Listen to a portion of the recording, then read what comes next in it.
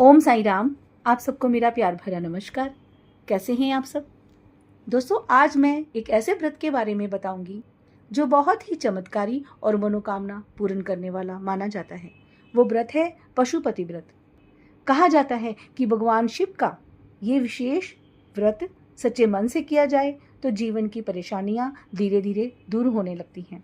चाहे विवाह में बाधा हो, आर्थिक समस्या हो, संतान सुख की इच्छा हो या मन की शांति, पशुपति व्रत बहुत ही लाभकारी माना जाता है। आज मैं बताऊंगी पशुपति व्रत कब से शुरू करें, इसकी पूरी विधि क्या है और इसे सही तरीके से कैसे करें। सबसे पहले बात करते हैं पशुपति व्रत कब से शुरू करना चाहिए।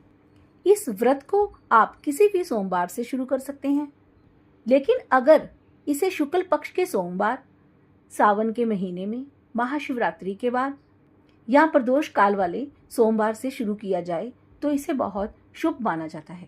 2026 में पशुपति व्रत का एक शुभ अवसर है 3 अगस्त 2026 सोमवार है।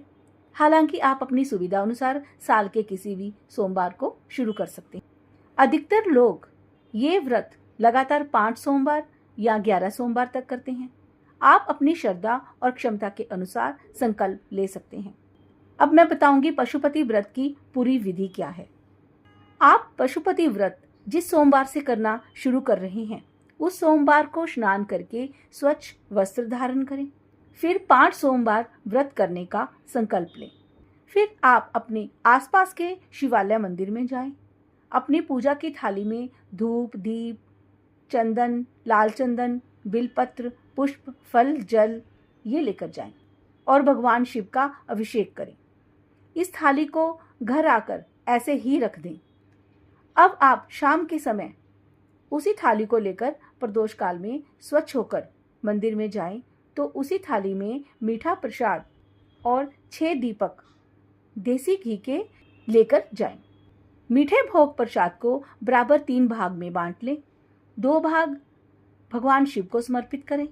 बचा हुआ 1 भाग आप अपनी थाली में रख लें। इसी प्रकार आप जो 6 दिए लेकर गए हैं उसमें से 5 दिए भगवान शिव के सामने प्रज्वलित करें।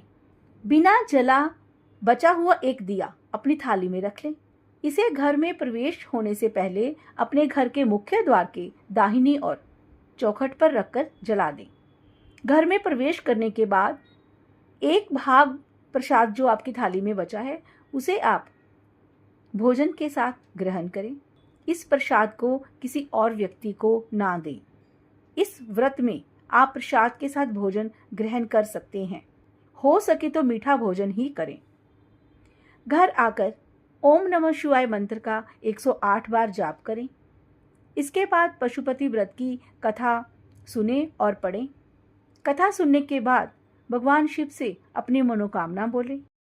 अब बात करते हैं इस व्रत में क्या खाना चाहिए। इस व्रत में आप फलाहार कर सकते हैं। फल, दूध, चाय, साबूदाना, हल्के सात्विक भोजन ले सकते हैं, लेकिन कोशिश करें कि पूरे दिन मन शांत रहे और क्रोध, झूठ और किसी का अपमान ना करें। भगवान शिव का व्रत केवल भूखा रहने का नहीं बल्कि मन और विचारों की शुद्धि का भी होता है। अब बात करते हैं उद्यापन कैसे करें। पशुपति व्रत को 4 सोमवार तक दी गई विधि से पूजा अर्चन करें।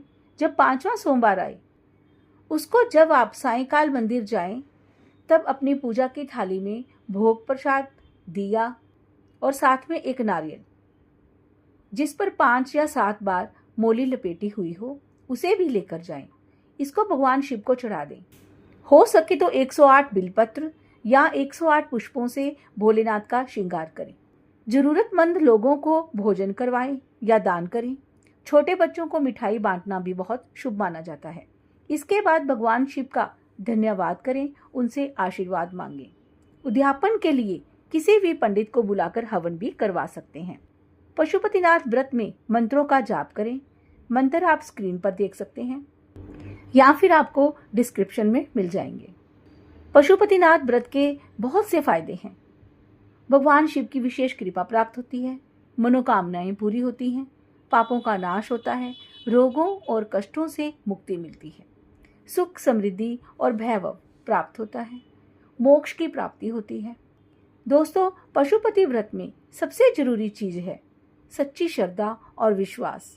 अगर मन साफ हो और भक्ति सच्ची हो तो भगवान शिव अपने भक्तों की पुकार जरूर सुनते हैं।